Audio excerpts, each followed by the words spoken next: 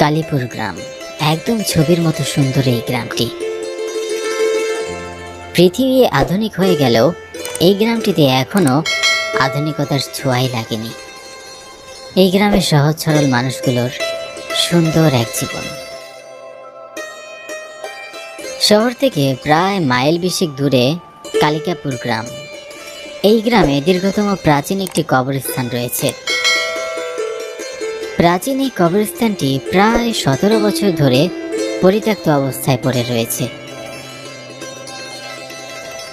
এই গ্রামটি জুড়ে একটিমাত্র কবরস্থান। কালিকাপুর গ্রামের আদিম সব মানুষের কবর রয়েছে এখানে। 17 বছর আগে হঠাৎ করেই অস্বাভাবিক কিছু কাজকর্ম ঘটতে শুরু করলো কবরস্থানটিতে। যদি কোনো ব্যক্তির লাশ এই কবরস্থানে কবর দেওয়া হয়, তাহলে ঠিক তার 2 দিনের মাথায় সেই পরিবারের নতুন কোনো সদস্যের মৃত্যু হয়। প্রথম বিষয়টিতে কেউ নজর দিতে না পারলেও পরবর্তীতে এটা অনেক ভয়াবহ রূপ ধারণ করে। এরপর থেকে কবরস্থানটিকে পরিত্যক্ত ঘোষণা করা হয়। এরপরে গ্রামের পূর্ব দিকে একটি নতুন কবরস্থান নির্মাণ করা হয়, যেখানে গত 17 বছর ধরে গ্রামের সব মানুষের লাশ দাফন করা হচ্ছে। সবকিছু ঠিকঠাকই চলছিল। 17 বছর থেকে পড়ে থাকা কবরস্থানটির কবর ভেঙে চুরে সব সমান হয়ে গেল। হঠাৎ করেই একদিন গ্রামের মোড়ল আজগর মণ্ডল সিদ্ধান্ত নিলেন, পরিত্যক্ত কবরস্থানটিতে এতিমখানা নির্মাণ করা হবে। এতিম শিশুদের আশ্রয় দিতে এই পরিকল্পনাটি সবাই মিলে করে, যাতে কোনো এতিম শিশু অবহেলায় অনাদরে না পড়ে থাকে। ওরাও যেন পড়ালেখা করে মানুষের মতো মানুষ হবার সুযোগ সুবিধা পায়। যেমন ভাবনা তেমন কাজ। কবরস্থানটিতে শ্রমিক লেগে পড়ল কাজ করতে। এতিম শিশুদের যেন থাকার কষ্ট না হয়, কোনো অসুবিধা না হয়, তাই শহর থেকে শ্রমিক আনা হয়েছে সুন্দরভাবে এতিমখানাটি তৈরি করার জন্য। দেখতে দেখতে কিছুদিনের মধ্যেই এতিমখানাটির নির্মাণ কাজ শেষ হলো।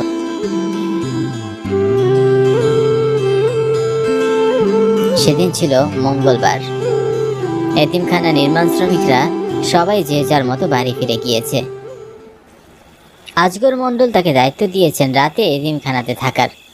অনেক দামি দামি জিনিসপত্র পড়ে রয়েছে এতিমখানায়, সেগুলো যেন চুরি না হয়। আজ অনেক কাজ হয়েছে, শরীরটাও বেশ ক্লান্ত, লম্বা একটা ঘুম দিতে হবে। কিন্তু কি আর ঘুমাবো, এই মশাগুলোর জ্বালাতনে তো আর ঘুমাতেও পারছি না। সরাসরি মশার মাঝেও খানিকটা এপাশ ওপাশ করতেই ঘুমে হারিয়ে গেল হাশেম। বেশ অনেকটা রাত, চারিদিকে ঝিঝি পোকাগুলো ডাকছে। অনেক দূর থেকে শিয়ালের চেঁচামেচি মৃদু আওয়াজে ভেসে আসছে। রাতের পরিবেশ একদম শান্ত, কিন্তু কিছু একটি পড়ে যাওয়ার আওয়াজ পেয়ে হাশেম বিছানা থেকে লাফ দিয়ে উঠে বসল। কি ব্যাপার? কিসের শব্দ? চোর এলো না তো? হাশেম বিছানা থেকে উঠে 1 পা 2 পা করে সামনে এগোতে লাগলো।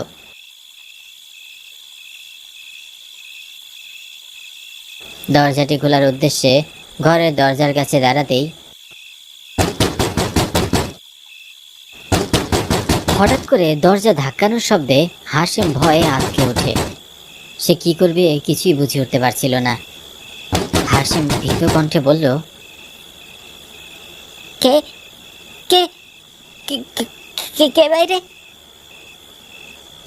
কারো কোনো সাড়া শব্দ পেল না, কিন্তু আরো একটি আওয়াজ অনুভব করা গেল। কেউ নুপুর পায়ে রিমঝিম শব্দ করে দরজার পাশ থেকে দৌড়ে পালিয়ে গেল।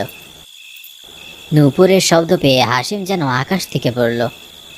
এই মাঝরাতে এমন শুনশান জায়গায় কোনো মেয়ে মানুষ কোথা থেকে আসবে? এইসব ভাবনা তাকে ঘিরে ধরল। ঠিক এমন সময় একটি চিৎকারের আওয়াজ ভেসে এলো তার কানে।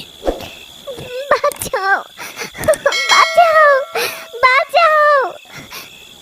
কেউ বাঁচার জন্য প্রাণপণে চিৎকার করছে। হাশেমের আর বুঝতে বাকি রইল না যে নিশ্চয়ই কোনো মেয়ে বিপদে পড়েছে। সে আর কোনো কিছু চিন্তা না করে দরজাটি খুলে বাইরে বের হয়ে গেল।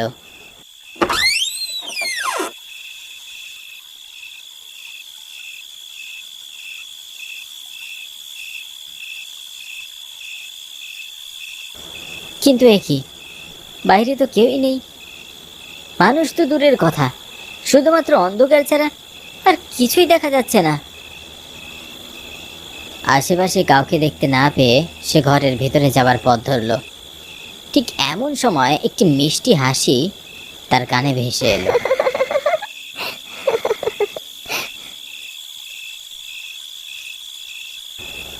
সে আবারও পিছন ফিরে তাকালো, কিন্তু এবার সে যা দেখল তা দেখার জন্য সে একদমই প্রস্তুত ছিল না।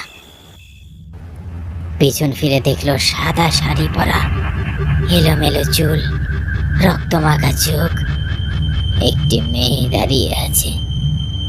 মেয়ে বললে ভুল হবে, এটা ছিল কোনো অশরীরী।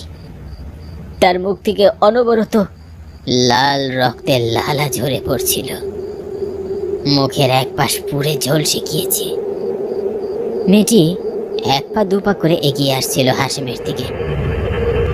অশরীরী আবারও হেসে উঠল।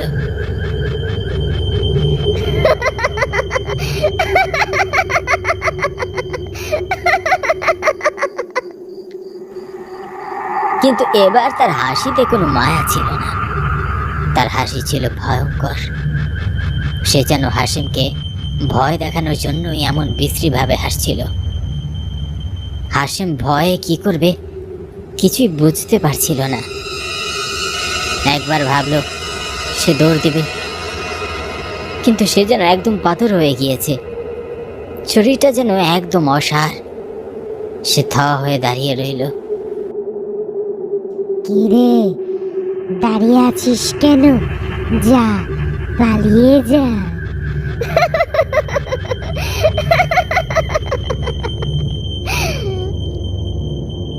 কে কে তুমি?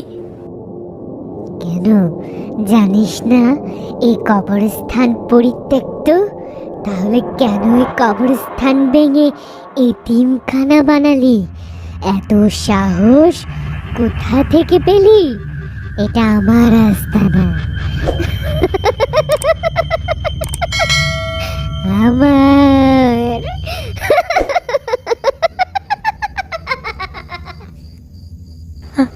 আমাকে ছেড়ে দাও, আমার কোনো দোষ নেই। আমি কিছুই জানতাম না, বিশ্বাস করো।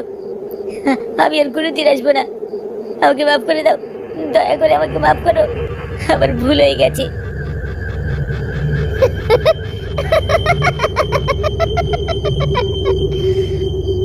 তোকে এত কিছু জানতে হবে না, তুই মরবি এখন, মরবি।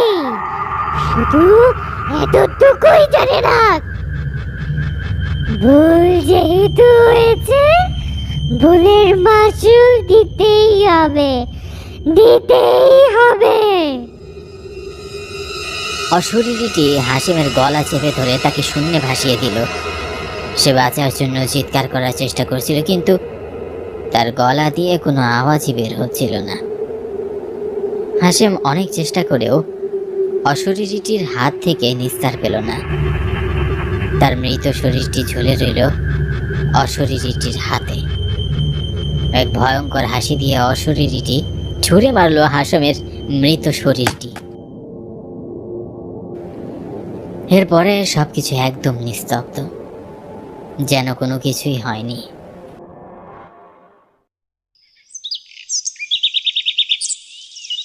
পরের দিন ভোরের আলো ফুটতেই গ্রামের এক চাষি সে পথ দিয়ে মাঠে যাচ্ছিল। হঠাৎ তার চোখে গিয়ে পড়ল হাসিমের ঝুলন্ত লাশটি। হাসিমের লাশটি এতিমখানার পাশে গলায় দড়ি দেওয়া অবস্থায় ঝুলানো রয়েছে। এমন দৃশ্য দেখে চাষি গ্রামের সকলকে খবর দিল। এক এক করে গ্রামের অনেক মানুষ জড়ো হলো। পরবর্তীতে সবার সিদ্ধান্তে এই এতিমখানাটি পরিত্যক্ত ঘোষণা করা হলো। এরপর থেকে সেই এতিমখানার আশেপাশেও কোনো মানুষ যাতায়াত করেনি। পরিত্যক্ত অবস্থায় পড়ে থাকা এতিমখানাটি এখন একটি অমরিরের আড্ডাখানা।